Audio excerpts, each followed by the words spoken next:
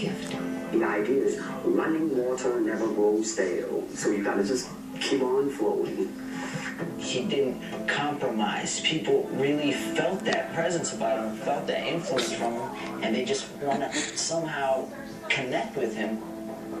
When people try to relate to him, they do say, that's my Bruce Lee. That's what I connect with. When I watch Bruce Lee, I am Bruce Lee.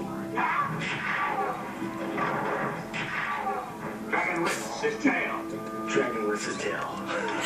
I watch Bruce Lee, you watch Bruce Lee, and we're both being Bruce Lee. Bruce would want us to recognize that he honestly expressed himself, that he did not bow down to any sacred cows. To express oneself honestly, not lying to oneself, and to express myself honestly, my friend is very hard to do. He would urge others to examine their life. Cats are crazy. See how things fit for you personally.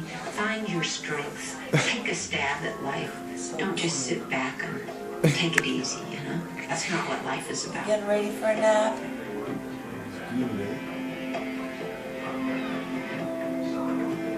It's even more fun to see him now when I look back, you know. Oh, what an amazing young man he was.